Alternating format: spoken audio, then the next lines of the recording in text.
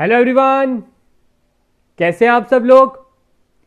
जैसे कि आपको पता है हमारे एंड से रहता है कि जैसे ही हम कोई टॉपिक कंप्लीट करते हैं तो उसके बाद एक आपके लिए टेस्ट योरसेल्फ सीरीज रहती है।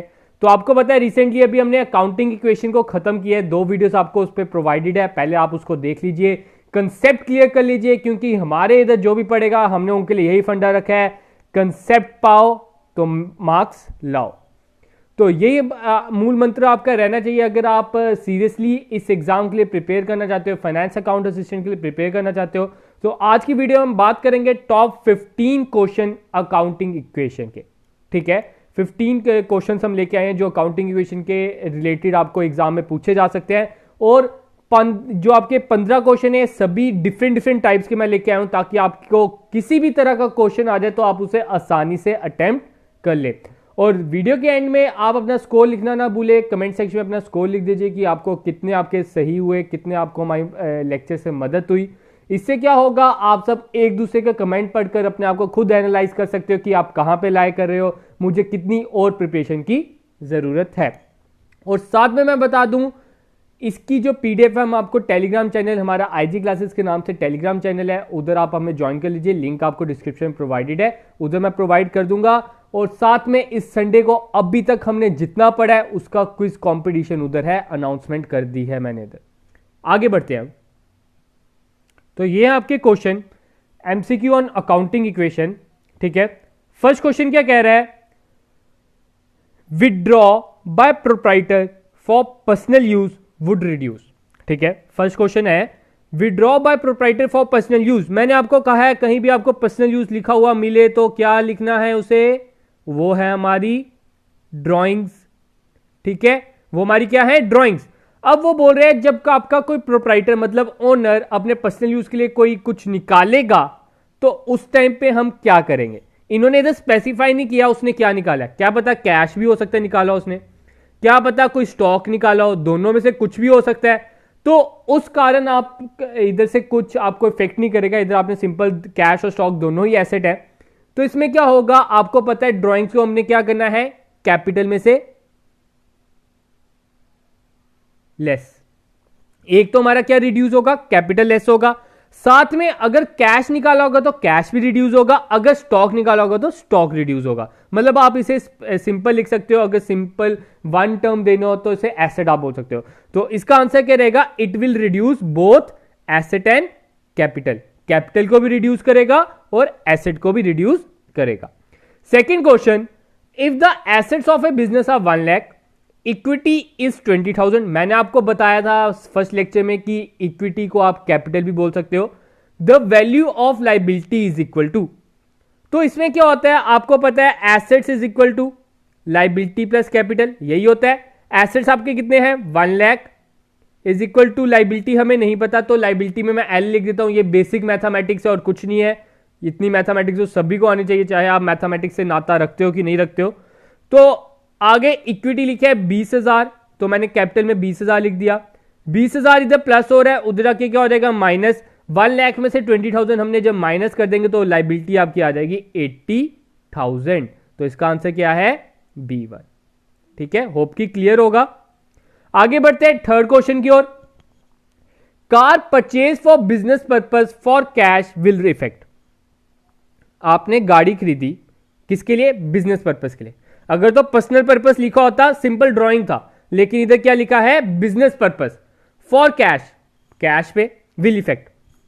देखो जब आप गाड़ी खरीदोगे बिजनेस पर्पस के लिए, आपके पास क्या आया, कैश आया, सॉरी कार आई। कार आपकी होती है फिक्स्ड एसेट, फिक्स्ड एसेट क्या हुआ, बढ़ गया, इतना ठीक है। कैश आपका गया, कैश आपका क्या होता है, करंट एसेट, करंट एसेट आपका क्या हुआ, घट गया, पैसा गया ना।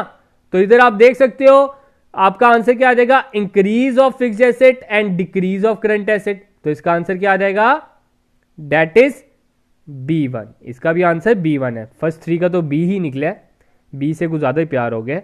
तो इंक्रीज ऑफ फिक्स्ड एसेट और decrease of current asset will be the most appropriate और करेक्ट ऑप्शन। नेक्स्ट है एक्सपेंसेस पेड शोज इफेक्ट।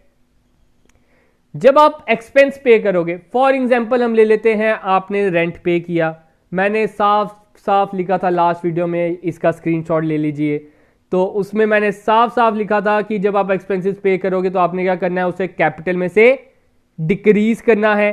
तो एक कैपिटल डिक्रीज तो हमें इधर ही दिख रहा है, दूसरा आपके करंट एसेट में से लेस हो जाएगा। करंट एसेट की जगह अगर मैं कैश लिख दूं, वही चीज है, कैश और करंट एसेट तो एक ही चीज है, तो इसका आंसर क्या आ जाएगा, B1। इसका भी आंसर B1 आ गया।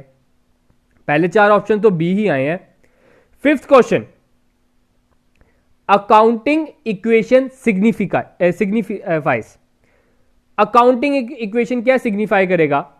Capital of a business is equal to asset, liability of a business are equal to asset, capital of business is equal to liability, assets of a business are equal to the total of capital and liability.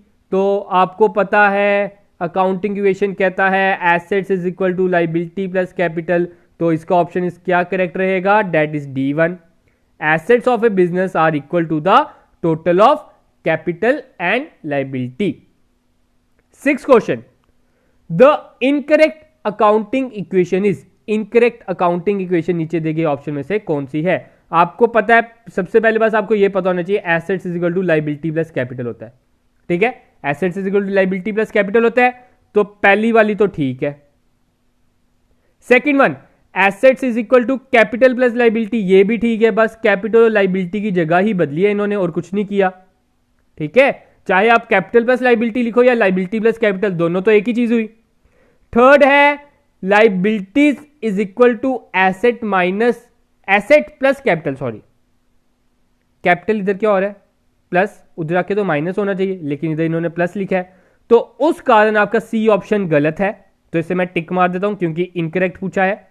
D में लिखा है capital is equal to asset minus liability, asset minus liability भी ठीक है, तो गलत कौन सा है, C1। इसका राइट आंसर क्या रहेगा, C1। आगे बढ़ते हैं 7th क्वेश्चन की ओर। Purchase of asset on credit will effect as. अब आप जब एसेट कोई भी खरीदोगे क्रेडिट पर, उधार पर, फॉर एग्जाम्पल आपने खरीदी मशीन,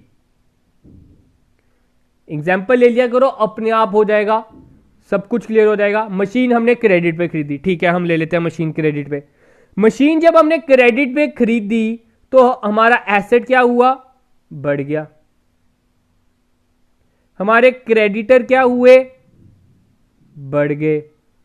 क्रेडिटर आपके कौन है, लाइबिलिटी है, तो ये आपकी एसेट भी बढ़ाएगा, साथ में लाइबिलिटी भी बढ़ाएगा, तो इसका आंसर क्या रहेगा, increase of asset and liability, ये तीन दोनों को इंक्रीज कर देगा। नेक्स्ट है the company रीपेज it's creditor, identify that wrong statement regard this. Important question मैंने आपको पहले स्टार्टिंग में बता दिया था, हर एक टाइप का मैं क्वेश्चन लेके आऊंगा, कोई मैं डबलिंग क्वेश्चन हम नहीं अपने ओर से नहीं करते, हमारा हर मेन मोटिव रहता है कि आप तक सारा कंसेप्ट पहुंचाया जाए, आपको किसी भी तरह का क्वेश्चन आ जाए तो आप उसे अटेम्प्ट कर लें। तो क्या बोल रहे हैं, अगर कंपनी अपने क्रेडिटर्स को रीपे करती है तो इस स्टेटमेंट के अकॉर्डिंग क्या गलत है, क्या रॉन्ग है। There is decrease in asset, क्या आपका एसेट डिक्रीज होगा, हाँ भाई जब हम कैश देंगे तो कैश तो डिक्रीज होगा, तो ये ठीक है। There is decrease in liability, creditor को हमने पेमेंट कर दी, क्रेडिटर के खाते में से अब हम काट लेंगे, अब हमने उनसे पैसा नहीं देना सॉरी, अब क्रेडिटर को हमने पैसा नहीं देना, तो लाइबिलिटी भी डिक्रीज हो गई। There is no effect on owner equity, owner equity क्या होता है, कैपिटल, क्या कैपिटल पे कोई इफेक्ट होगा, नहीं होगा, तो ये भी ठीक है। There is increase in equity, क्या कैपिटल हमारी बढ़ गई इस स्टेटमेंट के कारण, नहीं, कैपिटल क्यों बढ़ी, कहां बढ़ी, नहीं बढ़ी, तो उसके कारण ये ऑप्शन हमारा गलत है, तो इसको हम टिक कर देंगे क्योंकि हमने रॉन्ग वन ढूंढना था इसमें से। आगे बढ़ते हैं 9th question. The expression of an equality of an entity assets with the claims against them is refer to as the. वो एक्सप्रेशन जो इक्वेलिटी बताता है, इक्वल बताता है of entity assets, assets with the claims, claims against them, claims against them क्या होता है, liability ही होता है, ठीक है। लाइबिलिटी एक आपकी होगी एक्सटर्नल लाइबिलिटी और एक आपकी होगी इंटरनल लाइबिलिटी जिसे हम बोलते हैं कैपिटल, तो वो क्या रेफर करता है, वो रेफर करता है अकाउंटिंग इक्वेशन, तो 9th का आंसर क्या आ जाएगा, accounting equation. 10th question, the elements of the accounting equation are, accounting equation के एलिमेंट्स कौन कौन से हैं, एसेट्स, लायबिलिटी और कैपिटल, ट्रायल बैलेंस नहीं है। तो इसका आंसर क्या रहेगा, first, second and fourth. First, second and fourth मुझे दिख रहा है बी ऑप्शन में, तो मैं इसमें क्या चुन लूंगा, B option. 11th question, sale of fixed assets for cash would. जब आप कोई फिक्स्ड एसेट कैश पे बेचोगे तो क्या होगा, फिक्स्ड एसेट बेच दिया, फिक्स्ड एसेट क्या हो गया, डिक्रीज हो गया, फिक्स्ड एसेट डिक्रीज हो गया, कैश आपका क्या हुआ, बढ़ गया। कैश आपका क्या होता है, करंट एसेट होता है, तो it will increase current asset and decrease fixed asset. तो इसका आंसर क्या रहेगा, increase current asset and decrease fixed asset. आपका कैश बढ़ गया और फिक्स्ड एसेट आपका घट गया। जिन्हें अभी भी इसमें प्रॉब्लम आ रही है, मैं आपको एक गुजारिश करता हूं, प्लीज आप फर्स्ट लेक्चर से देखिए, उसमें आपको क्लियरली बताया गया है what are assets, what are current assets, what are fixed asset, क्या है लायबिलिटी, क्या है कैपिटल, क्या है ड्राइंग। वो आपका बेसिक ऑफ अकाउंटिंग है, वो आपने नहीं सीखा तो इस पे आप आ जाओगे तो it is not a good choice. मैं आपको यही सजेस्ट कर सकता हूं। तो नेक्स्ट क्या है, capital plus liability minus assets are equal to. आपको पता है assets is equal to liability plus capital है, ठीक है, कैपिटल प्लस लायबिलिटी लिखा हुआ इधर, एसेट इधर क्या हो रहा है प्लस, उधर आके मैं कर देता हूं माइनस, तो हमारा क्या बन जाएगा, liability plus capital minus asset. यही लिखा है इधर, है ना, यही लिखा है, यही लिखा है। अब ये किसके बराबर है, इधर तो कुछ नहीं बचा, अगर कुछ नहीं बचा तो क्या हुआ, जीरो, तो ये किसके बराबर है, जीरो के बराबर। What is the effect of interest on capital? Interest on capital का क्या इफेक्ट है, मैंने लास्ट वीडियो में बोला था ये एमसीक्यू में जरूर डालूंगा। तो इंटरेस्ट ऑन कैपिटल का क्या है, इसको आप कमेंट सेक्शन में जल्दी से लिख दीजिए, जो भी लिख रहे हैं मैं साथ में बता भी देता हूं आंसर क्या है इंटरेस्ट ऑन कैपिटल का, that it will increase and decrease capital. वो कैपिटल को इंक्रीज भी करता है, साथ में डिक्रीज भी करता है, इफेक्ट इसका नील ही रहता है, जीरो। वो क्यों, उसका रीजन मैंने आपको लास्ट वीडियो में बताया था, एक आप उसे डिक्रीज क्यों करते हो और इंक्रीज क्यों करते हो। डिक्रीज हम क्यों करते हैं, because it is an expense for business. Increase हम क्यों करते हैं, क्योंकि ये कैपिटल में एड ऑन होनी होती है, ये आपकी पार्टनर जो आपका मतलब प्रोप्राइटर है उसकी ही मनी है, तो उसकी हम कैपिटल में एड ऑन कर देते हैं, उसका हम उसे ऐड भी करते हैं। Next question, recovery of bad debts previously return of. अब बोलो, बड़े बच्चे बोलेंगे सर आपने तो ये कराया ही नहीं, कहां से आ गया, ठीक है। तो ध्यान से समझिए, पहले आपको बैड डेब्ट्स का मीनिंग पता होना चाहिए। बैड डेब्ट्स क्या है, बैड डेब्ट्स वो हैं जो हमारा पैसा डूब गया, जो हमारे डेटर्स ने पैसा देने से मना कर दिया, हम नहीं देंगे, लेकिन अब हमने क्या किया, उसे रिकवर कर लिया। अब हमने क्या किया, उसे रिकवर कर लिया, मतलब पैसा आ गया, डूब चुका था पैसा, उस बेचारे को अकल आ गई, कहता चलो मैं दे देता हूं पैसे, ठीक है। तो इससे क्या हुआ, हमारी ये क्या हुई, इनकम। इनकम, इनकम को हम क्या करते हैं, कैपिटल में ऐड, इंक्रीज होगी हमारी ऐड कैपिटल, साथ में पैसा भी बढ़ गया, दैट इज कैश भी बढ़ गया, कैश में ही आया होगा ना, या तो बैंक में आया होगा, वो अब दोनों में से यही दो ऑप्शन है। तो इसमें क्या आएगा, increase of assets and capital. Capital भी इंक्रीज करोगे आप और एसेट को भी इंक्रीज करोगे। नेक्स्ट है लास्ट क्वेश्चन आज का, capital of business is 2,30,000, liabilities are 50,000, loss is 80,000, then asset will be, ठीक है।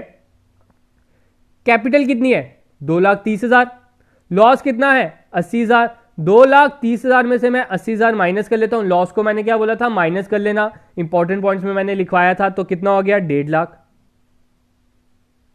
कैपिटल कितनी होगी असली में, 1.5 लाख, साथ में लाइबिलिटी कितनी है, 50,000। हमारी इक्वेशन क्या कहती है, capital plus liability is equal to asset, capital और लाइबिलिटी को ऐड कर दो तो एसेट निकल गया, 1.5 लाख प्लस 50,000 आपका हो जाता है 2 लाख, तो इसका आंसर क्या आ जाएगा, D option, that is 2 lakh.